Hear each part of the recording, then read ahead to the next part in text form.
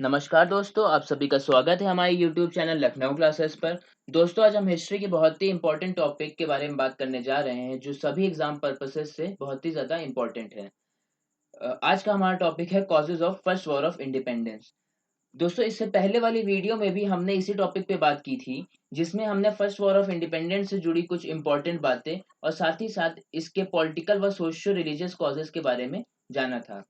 आज के इस वीडियो में हम फर्स्ट वॉर ऑफ इंडिपेंडेंस के इकोनॉमिक कॉज, मिलिट्री कॉज व इमीडिएट कॉज के बारे में जानेंगे।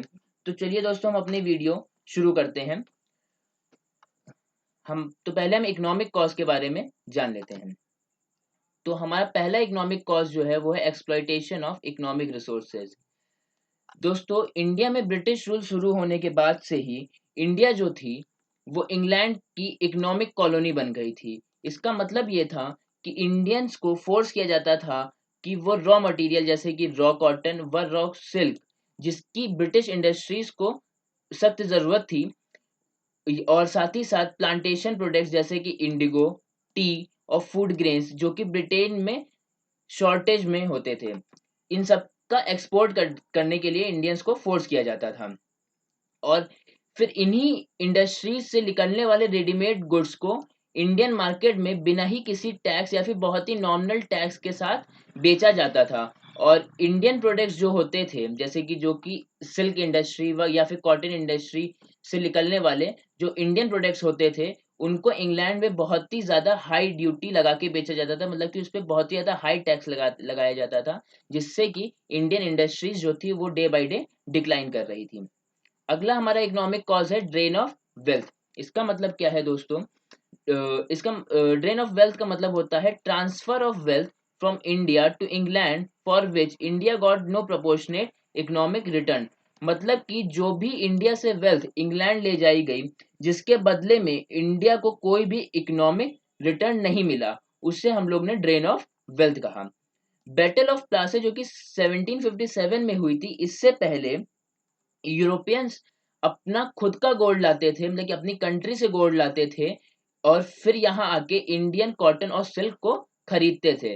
लेकिन बंगाल को कंकर करने के बाद ब्रिटिशर्स ने इंडिया में गोल्ड लाना बंद कर दिया, और जो भी रॉ मटेरियल होता था वो बंगाल के सरप्लस रेवेन्यू से या फिर जो भी ड्यूटी फ्री इनलैंड ट्रेड से जो प्रॉफिट आता था, उसी से वो लोग खरीदने लगे। मतलब कि जो भी पैसा इंडिया का था और उसी की पैसे से वो इंडिया में परचेजिंग करते थे। अगला जो इकोनॉमिक कॉज है हमारा, वो है decay of cottage industry and handicraft. Indian industries के प्रोडक्ट पे जब हैवी ड्यूटी लगने लगी तो इनकी डिमांड कम हो गई, क्योंकि एक कॉमन आदमी क्या चाहता है कि उसे ठीक ठाक प्रोडक्ट एक नॉमिनल रेट पे मिल जाए। लेकिन जब इंडियन प्रोडक्ट्स पे काफी ज्यादा टैक्स लगने लगा, जिसकी वजह से इंडियन प्रोडक्ट्स का जो प्राइस था वो काफी ज्यादा बढ़ गया, और वहीं पे जो ब्रिटिश के गुड्स थे उन पे बहुत ही नॉमिनल ड्यूटी लगती थी या फिर कोई टैक्स नहीं लगता था, जिसकी वजह से उनका प्राइस काफी ज्यादा कम था। तो एक कॉमन मैन ब्रिटिश गुड्स को प्रेफर करता था इंडियन गुड्स के ऊपर, जिसकी वजह से इंडियन इंडस्ट्रीज जो थी वो खत्म होने लगी थी। इसका रिजल्ट ये हुआ कि 19th सेंचुरी तक जो भी हमारे इंडिया में स्पिनिंग और वीविंग की जो आर्ट थी वो कम्प्लीटली सीज्ड हो गई, मतलब कि एक तरीके से खत्म ही हो गई थी, और इससे जुड़े हजारों लोग अनएम्प्लॉयड हो गए थे। अगला हमारा इकोनॉमिक कॉज है इकोनॉमिक डिक्लाइन ऑफ पीजेंट्री। दोस्तों, ब्रिटिशर्स ने क्या किया था, जो भी लैंड पे उन्होंने बहुत ही हाई टैक्सेस लगा रखे थे, जिसकी वजह से होता क्या था कि जो पेजेंट्स जब टैक्स नहीं पे कर पाते थे, उनके कल्टीवेशन से उतना पैसा नहीं निकलता था, तो फिर वो लोग मनी लेंडर के पास जाके कर्ज ले लेते थे टैक्स चुकाने के लिए। और मनी लेंडर्स क्या करते थे, जो पैसा देते थे उस पे काफी ज्यादा इंटरेस्ट लगा देते थे, जिसकी वजह से पेजेंट्स वो भी नहीं पे कर पाते थे, और अल्टीमेटली वो अपनी जो उनकी जो लैंड होती थी वो भी मनी लेंडर के पास वो हार बैठते थे।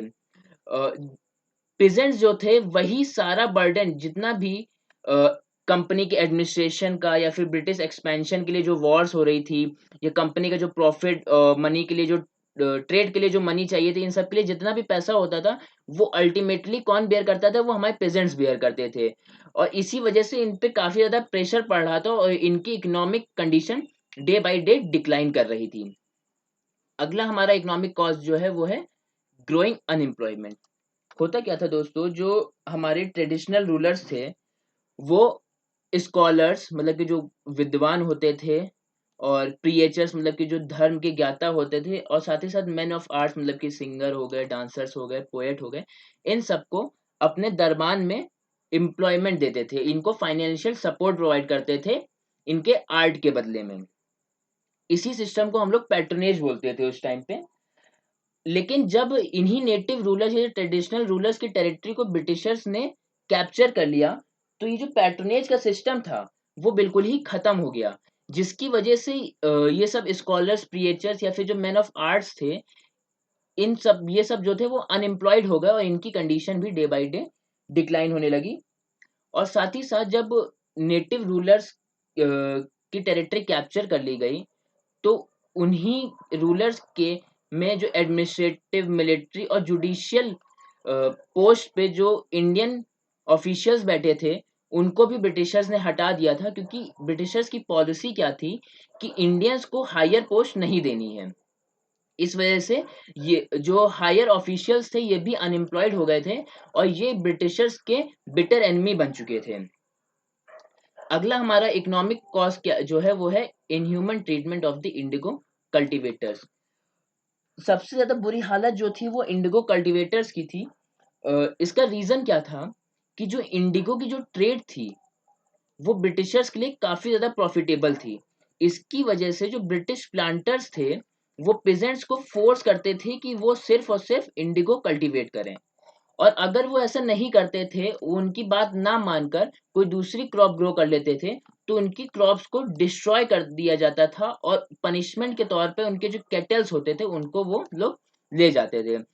अच्छा, दूसरा इनका यहाँ एक ड्रॉबैक ये भी था कि अगर वो लोग ब्रिटिश प्लांटर्स की बात मान के सिर्फ और सिर्फ इंडिगो कल्टीवेट करते, तो इंडिगो के कॉन्टिन्यूस कल्टीवेशन से जो लैंड होती है वो इनफर्टाइल हो जाती थी। तो जो पेजेंट्स थे वो दोनों ही तरफ से सफर कर रहे थे। अगला जो हमारा इकोनॉमिक कॉज है वो है पॉवर्टी एंड फेमाइन। ब्रिटिशर्स की जो इकोनॉमिक एक्सप्लॉयटेशन की जो पॉलिसी थी, साथ ही साथ जो इंडिजीनियस इंडस्ट्रीज में जो इंडियन इंडस्ट्रीज थी उनका भी डिके कर चुके थे वो लोग। साथ ही साथ वो हाई टैक्सेशन कर रहे थे, और जो इंडिया की वेल्थ है उसको भी ले जाके इंग्लैंड में ड्रेन कर रहे थे, और एग्रीकल्चर पे भी उन्होंने कई सारे रोक लगा रखी थी, और जिसकी वजह से जो पुअर पेजेंट्स हो रहे थे इनका काफी ज्यादा एक्सप्लॉयटेशन हो रहा था। और इससे अल्टीमेटली क्या हुआ कि इंडियंस जो थे वो एक्सट्रीम पॉवर्टी पे रिड्यूस हो गए, मतलब कि वो काफी ज्यादा गरीब होते चले गए। इसका लास्ट में रिजल्ट ये निकला कि 1770 से लेकर 1857 के बीच में इंडिया में कुल 12 मेजर, वहीं न्यूमरस माइनर फेमाइंस का अटैक हुआ, मतलब कि यहाँ पे भुखमरी आ गई थी। और जो ब्रिटिश गवर्नमेंट थी वो लोगों की माइजरी को कम करने के लिए कोई भी स्टेप नहीं ले रही थी। इसकी वजह से इंडियंस के मन में ब्रिटिशर्स के लिए बहुत ही ज्यादा बिटरनेस की फीलिंग आ गई थी कि वो एक तो हमारा सब कुछ ले रहे हैं, और ऊपर से हमारी कंडीशन को सुधारने के लिए भी कुछ नहीं कर रहे हैं। अगला जो हमारा इकोनॉमिक कॉज है वो है डिक्लाइन ऑफ लैंडेड एरिस्टोक्रेसी। जैसे कि हमने पहले बताया था कि जब प्रेजेंट्स टैक्स नहीं पे कर पाते थे तो वो मनी लेंडर्स के पास जाते थे उधार लेने। तो दोस्तों पहले इंडिया में मनी लेंडर्स जो थे उनका सिस्टम काफी कम था। पहले इंडिया में ताल्लुकदार या फिर जमींदार हुआ करते थे। लैंडेड एरिस्टोक्रेसी में क्या हुआ कि जो ताल्लुकदार या फिर जो लैंडलॉर्ड्स थे उनके स्टेट्स को छीन लिया गया था। हुआ ये था कि इनाम कमीशन 1852 जब आया, तो इन्हीं लैंडलॉर्ड से इनकी लैंड्स के लिए एविडेंसेस मांगे गए, मतलब कि आपके पास क्या एविडेंस है कि ये लैंड आपको बिलोंग करती थी। तो यही लैंडलॉर्ड्स जो एविडेंसेस देने में फेल हो गए, मतलब कि टाइटल डीड्स दिखाने में फेल हो गए, जिसकी वजह से अराउंड 20,000 स्टेट्स जो थे वो कॉन्फिस्केट कर दिए गए थे, मतलब कि इन सबको हड़प लिया गया था। और इन्हीं लैंड्स को फिर ऑक्शन के थ्रू हाईएस्ट बिडर्स को बेच दिया गया था, और ये जो बिडर्स जो थे ये मोस्टली मनी लेंडर्स या फिर मर्चेंट्स थे, जिन्हें किसी के दर्द से कोई भी फर्क नहीं पड़ता था और इन्हें सिर्फ और सिर्फ पैसे से मतलब होता था। इसी वजह से पेजेंट्स का एक्सप्लॉयटेशन और ज्यादा हो रहा था। दोस्तों यहाँ पे इकोनॉमिक कॉज खत्म होता है। अब हम मिलिट्री कॉजेस के बारे में बात करेंगे। तो पहला मिलिट्री कॉज है ill treatment of the Indian soldiers. तो दोस्तों जो ईस्ट इंडिया कंपनी थी उसने इंडिया में ब्रिटिश एम्पायर्स इंडियन सोल्जर्स की मदद से ही इस्टेब्लिश किया था। मतलब कि यहाँ पे इंडिया में ब्रिटिश सोल्जर्स काफी कम थे और उनके कंपैरिजन में इंडियन सोल्जर्स काफी ज्यादा थे। और इंडियन सोल्जर्स जो थे वो अपने ब्रिटिश काउंटर पार्ट्स की तरह ही एफिशिएंट भी थे, लेकिन फिर भी इनको इनके साथ इल ट्रीटमेंट किया जाता था, इनको इल फेड किया जाता था, इनको बैडली हाउस किया जाता था कि इनके रहने का भी कोई सही से इंतजाम नहीं होता था। और साथ ही साथ इनको इनके जो कास्ट व सेक्टेरियन मार्क्स, मतलब कि जैसे कि पंजाबियों में बियर्ड सॉरी टर्बन लगी पगड़ी पहनी जाती है, ऐसे सब मार्क्स पहनने से भी रोक लगा दी गई थी। तो ब्रिटिशर्स के इस डिसीजन ने जो सोल्जर्स थे उनके जो रिलीजियस फीलिंग्स थी उनको काफी ज्यादा हर्ट किया था। अगला जो मिलिट्री कॉज था वो है journal service enlistment act. India में ब्राह्मण्स में एक बिलीफ थी कि अगर वो समुद्र क्रॉस करके कहीं दूसरी जगह, मतलब कि अपने नेटिव लैंड को छोड़ के समुद्र क्रॉस करके किसी दूसरी लैंड पे जाते हैं तो ये चीज गलत मानी जाती थी। वो लोग इस चीज को एक टैबू मानते थे। टैबू का मतलब ऐसी चीज जो सोशली एक्सेप्टेड ना हो। तभी ब्रिटिश पार्लियामेंट ने 1856 में जर्नल सर्विस इनलिस्टमेंट एक्ट पास किया, जिसमें ये लिखा गया था कि ब्रिटिश सोल्जर्स, भले वो इंडियंस हो या ब्रिटिशर्स हो, वो कभी भी कहीं भी ओवरसी ड्यूटी पे भेजे जा सकते हैं। तो ब्राह्मण सोल्जर्स जो थे ब्रिटिश आर्मी में, उन्होंने इसे अपने कास्ट के लिए एक डेंजर के रूप में देखा। अगला हमारा मिलिट्री कॉज जो है वो है large proportion of Indian army Indians in the British army. 1856 में जब कंपनी के ट्रूप्स की गिनती की गई तो उसमें यह पाया गया कि इंडियंस उसमें 2,38,000 है, वहीं ब्रिटिश सोल्जर केवल 45,322 हैं।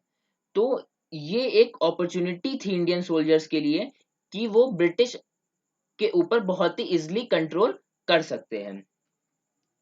अगला मिलिट्री कॉज जो है वो है ब्लीक प्रोस्पेक्ट ऑफ प्रमोशन। होता क्या था दोस्तों, जैसे मैंने पहले बताया, ब्रिटिशर्स की पॉलिसी क्या थी कि इंडियंस को हायर पोस्ट नहीं देनी है। इस वजह से एम्प्लॉयमेंट में जितनी भी हायर पोजीशंस होती थी वो सारी की सारी ब्रिटिशर्स के लिए रिजर्व रखी गई थी। अब होता क्या था कि जो इंडियन सोल्जर्स थे उनको कभी भी हायर पोस्ट तक वो प्रमोट नहीं हो पाते थे, भले ही फिर वो नेटिव प्रिंसेस की आर्मी में ही क्यों ना प्लेस्ड हो।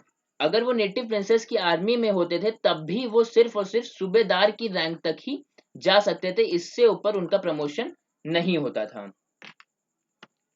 अगला हमारा कॉज है डिप्राइवेशन ऑफ अलाउंसेस। जैसे दोस्तों हमने बताया था कि इंडियन जो सोल्जर्स थे वो अपने ब्रिटिश काउंटर पार्ट्स की तरह ही एफिशिएंट थे, लेकिन फिर भी इनकी जो कंडीशंस थी वो काफी ज्यादा खराब थी। होता क्या था कि इनको अपने नेटिव लैंड से, मतलब कि इनके होम टाउन वगैरह से काफी दूर सर्व करने के लिए भेजा जाता था, क्योंकि British empire day by day expand हो रहा था और जगह जगह इनको ब्रिटिश आर्मी की जरूरत थी, जिसकी वजह से जो इंडियन सोल्जर्स थे उनको इनके होमलैंड से काफी दूर भेजा जा रहा था सर्व करने के लिए। और इनको वहां भेजा तो जा रहा था लेकिन साथ ही साथ इनको कोई भी एक्स्ट्रा पेमेंट या फिर एडिशनल भत्ता जैसे कि फॉरेन सर्विस अलाउंस ये सब कुछ नहीं दिया जा रहा था। और साथ ही साथ इनकी जो सैलरी थी वो ब्रिटिश ट्रूप्स के कंपैरिजन में काफी कम थी। 8 टाइम्स लेस सैलरी इनको दी जाती थी ब्रिटिश ट्रूप्स के कंपैरिजन में। मतलब कि अगर हम समझना चाहें कि अगर एक ब्रिटिश ट्रूप को 8 रुपए मिलती है सैलरी, तो वही इंडियन ट्रूप को 1 रुपए सैलरी मिलती थी। और साथ ही साथ जो पोस्ट ऑफिस एक्ट ऑफ 1854 आया, जिसने इन लोग को मिलने वाली फ्री पोस्टेज की फैसिलिटी जो थी वो भी ले ली थी। अगला हमारा मिलिट्री कॉज है फॉल्टी डिस्ट्रीब्यूशन ऑफ ट्रूप्स। हुआ क्या था दोस्तों कि जो इंडिया में प्लेस ऑफ स्ट्रेटेजी, मतलब कि ऐसी प्लेसेस जो सेंटर ऑफ पावर मानी जाती थी ट्रेडिशनल रूलर्स के टाइम पे, जैसे कि दिल्ली, इलाहाबाद, ये सब ऐसी जगह थी जहां पे बैठ के मेजर इंडिया को इजिली कंट्रोल किया जा सकता था। इन सभी जगहों पे कोई भी ब्रिटिश आर्मी नहीं थी और सिर्फ इंडियन सोल्जर्स ही यहाँ पे थे। और साथ ही साथ जो इंग्लैंड जो था वो इंडिया के बाहर कई सारी वॉर्स में भी इंगेज था। तो इंडियन सोल्जर्स के अंदर एक फीलिंग ये आई कि ब्रिटिशर्स जो हैं वो प्रेजेंटली डिफिकल्टी में हैं और जो इनका इंडियन एम्पायर है इसकी सेफ्टी टोटली इन्हीं पे डिपेंडेंट है। तो क्यों ना हम एक सही टाइम देख के इन पे अटैक करें और अपने इंडियन एम्पायर को इनसे छुड़ा लें। अगला हमारा मिलिट्री कॉस्ट जो है वो है poor performance of British troops. जैसा कि अभी हमने बताया कि इंग्लैंड इंडिया के बाहर सेवरल वॉर्स लड़ रहा था। उसमें से कुछ वॉर्स जो थी, जैसे कि फर्स्ट अफगान वॉर जो कि 1838 से 42 तक चली, पंजाब वॉर जो कि 1845 से 49 तक चली, क्रीमीन वॉर जो कि 1854 से 56 तक चली। इन सब वॉर्स में ब्रिटिशर्स ने मेजर रिवर्सेस फेस किए, मतलब कि इन इन वॉर्स में इन्हें कई बार मुंह की खानी पड़ी। और साथ ही साथ बंगाल व बिहार की एक संथल ट्राइब थी जिसने ब्रिटिशर्स के अगेंस्ट एक रिवोल्ट कर दिया था और वो अपनी लैंड को इनसे फ्री कराना चाहते थे। इस रिवोल्ट में जो संथल ट्राइब के कॉमन मैन थे उन्होंने सिर्फ एक्स, मतलब कि कुल्हाड़ी और लाठी डंडों से ही ब्रिटिश ट्रूप्स को हरा दिया था और उनको अपनी लैंड से भगा दिया था। लेकिन बाद में ब्रिटिशर्स ने फिर से इन लोगों को सप्रेस कर लिया था। लेकिन जब इंडियन सोल्जर्स ने ये देखा कि एक कॉमन मैन जो कि कुल्हाड़ी और डंडे से केवल ब्रिटिश ट्रूप्स को आसानी से हरा सकता है, तो हम इंडियन सोल्जर्स इन्हें क्यों नहीं हरा सकते हैं। और इसी वजह से ब्रिटिशर्स के लिए जो एक मिथ थी कि ये इनविंसिबल है, मतलब इन्हें कभी हराया नहीं जा सकता, ये मिथ जो थी वो टूट चुकी थी और लोगों के मन में ये बिलीव आ गया था कि ब्रिटिशर्स को भी हम हरा सकते हैं। तो दोस्तों यहीं पे हमारा मिलिट्री कॉज खत्म होता है। अब हम फर्स्ट वॉर ऑफ इंडिपेंडेंस के इमीडिएट कॉज के बारे में जान लेते हैं। इमीडिएट कॉज का मतलब दोस्तों ये होता है कि वो रीसेंट इवेंट जिसके बाद रिवोल्ट की शुरुआत हो गई थी। तो फर्स्ट वॉर ऑफ इंडिपेंडेंस का जो इमीडिएट कॉज था वो ये था कि 1857 में ब्रिटिश अथॉरिटीज ने ये डिसाइड किया कि जो ओल्ड फैशन मस्केट राइफल थी, मतलब कि जो गन जो ट्रूप्स यूज करते थे जिसे हम लोग ब्राउन बेस कहते थे, उसे न्यू एनफील्ड राइफल से रिप्लेस कर दिया जाए, जो कि एक अच्छी और बेटर राइफल थी। लेकिन इस राइफल के लोडिंग प्रोसेस में जो ट्रूप्स होते थे उन्हें कार्ट्रिज को मुंह के पास लाकर उसके ऊपर लगा हुआ एक ग्रीस्ड पेपर को मुंह से फाड़ना होता था और उसके बाद गन को वो लोग लोड करते थे। जनवरी 1857 में एक रूमर बंगाल रेजिमेंट में स्प्रेड हो गया कि जो कार्ट्रिज पे लगा हुआ ग्रीस्ड पेपर होता है उसे काऊ या फिर पिग के फैट से ग्रीस किया जाता है। तो सिपॉयस के मन, जो भी ट्रूप्स थे जो थे उनके मन में ये फीलिंग आई कि ये जो ग्रीस्ड कार्ट्रिज जो लाए हैं या फिर जो एनफील्ड राइफल लाए हैं वो सिर्फ और सिर्फ हिंदू और मुस्लिम के धर्म को करप्ट करने के लिए लाए हैं। क्योंकि हिंदुओं के लिए काऊ जो है वो एक सेक्रेड एनिमल है, हिंदूज में काऊ को एज अ मदर ट्रीट किया जाता है। और मुस्लिम्स में पिग जो है वो एक टैबू माना जाता है। टैबू जैसे मैंने पहले बताया, ऐसी चीज जो सोशली एक्सेप्टेड नहीं हो, लेकिन बुरा मानते हैं मुस्लिम्स पिग्स को। तो इस वजह से दोनों ही हिंदू और मुस्लिम सोल्जर्स जो थे उन लोगों ने इस कार्ट्रिज को यूज करने से मना कर दिया गया। लेकिन जब उन्हें फोर्स किया गया कि इस कार्ट्रिज को यूज करने के लिए, तब एक रिवोल्ट शुरू हो गया। इस रिवोल्ट की शुरुआत जैसे कि मैंने पहले बताया था 10 में 1857 को हुई थी। लेकिन उससे पहले मंगल पांडे जो हमारा फर्स्ट मार्टियर थे इस रिवोल्ट के, उन्होंने 34th नेटिव इन्फेंट्री के एडजुटेंट एक हायर मिलिट्री ऑफिशियल होता है, को मार्च 29 1857 में उस पर अटैक कर दिया था, जिसके लिए मंगल पांडे का कोर्ट मार्शियल कर दिया गया था और उसके बाद उसे एग्जीक्यूट मतलब कि उसको फांसी की सजा दे दी गई थी। मंगल पांडे के मरने के बाद वो उसके जो फेलो सिपॉइज थे उनके लिए वो एक मार्टियर बन गया था और इसी के बाद से जो हमारा फर्स्ट वॉर ऑफ इंडिपेंडेंस या फिर सिपॉय म्यूटनी भी जिसे कहते हैं ये रिवोल्ट हमारा शुरू हो गया था। इसी के साथ दोस्तों हमारा causes of first war of independence खत्म हो गया है।